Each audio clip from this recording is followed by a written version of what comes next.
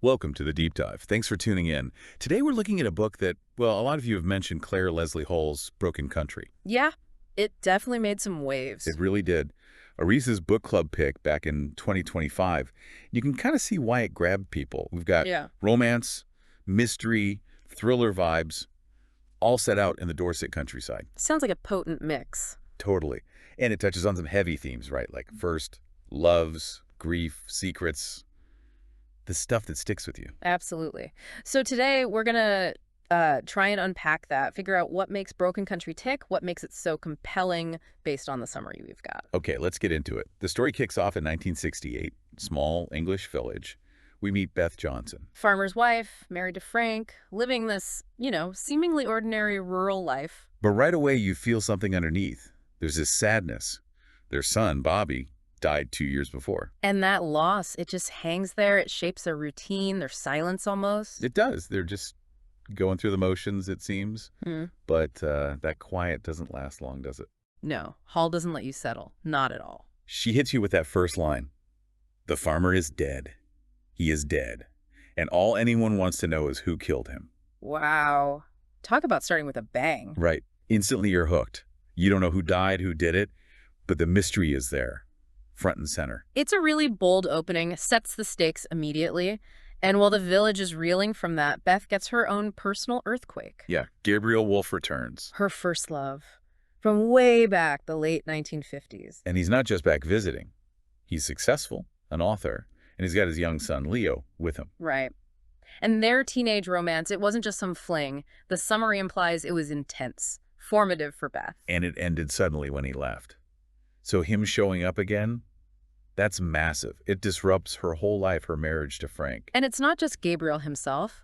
Think about Leo, his son. Oh, yeah. Good point. For Beth, still grieving Bobby, seeing this little boy every day, that must be incredibly painful. A constant reminder. It really adds another layer to her conflict, doesn't it? Yeah. She's pulled towards this past figure, Gabriel, but also confronted daily with this echo of her own loss. Exactly. It's messy. Very human. So she's dealing with all that, and the narrative structure itself isn't straightforward either. No, it jumps around, which I think is pretty key here. How so? Yeah. It goes between different times. Yeah, the summary points to three main timelines. You've got the late 1950s, that's Beth and Gabriel's young romance. Okay. Then 1968, the sort of present of the story, with Gabriel's return and the farmer's death unfolding. Right. And then it jumps forward to 1969, focusing on the murder trial. So you're piecing things together as you go. Precisely. You're seeing the past, seeing the present events, and then seeing the consequences in the trial. It forces you to connect the dots. I can see how that would build suspense. You're constantly getting new pieces of information from different times. Exactly. How did that past romance influence what happens in 68? And how does that all lead to the courtroom drama in 69? It keeps you guessing, reevaluating. Sounds very effective. And right in the middle of this complex structure, you've got the love triangle. Beth, Frank, Gabriel. Yeah, but it seems like it's doing more than just creating romantic tension. I mean, Well, the summary suggests it's really a way to explore Beth's identity. Who was she back then with Gabriel? Who is she now as Frank's wife, as a grieving mother? so it's about the contrast, the choices she made. Right. And themes like loyalty to Frank, to the life she's duped, and of course, regret. The what ifs. What if Gabriel hadn't left? What if things were different? That makes sense. It gives the triangle real depth. And the setting, Dorset, sounds important too, more than just scenery. Definitely. The summary really emphasizes that. The landscape itself kind of mirrors their internal states, maybe rugged, maybe isolated sometimes. Reflecting the turmoil? Yeah. And the land, it's what holds the community together, right? Shared history, shared ground. But We can also hide things. exactly, that same familiar ground can bury secrets. Literally and, figuratively, it connects them, but it also conceals. So you have all this simmering tension, personal, communal, past, present. And then the farmer's death happens. That's the spark, isn't it? That seems to be the catalyst, yes. The summary is careful not to spoil who the farmer is or the specifics, which is good. Right. But it's clear this death forces everything out into the open. Beth, Gabriel, Frank.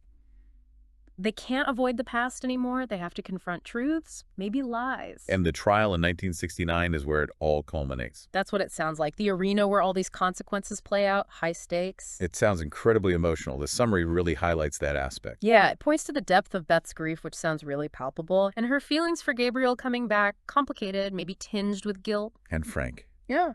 He's not just pushed aside. No, it seems he's portrayed with his own quiet struggle. He's lost a son, too, remember? And now his wife's past is literally walking around the village. He's deeply involved. So it tackles love, loss, forgiveness, the past shaping the present. Heavy stuff. Very much so. Those big universal themes seem central to why it connected with people.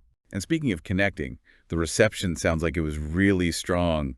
Critics, readers. Overwhelmingly positive, based on the summary. Praise for the plot gripping, keeps you reading. His writing, too. Yeah, atmospheric writing, really making you feel like you're in Dorset, and the pacing like a thriller, even with the romance. And the ending.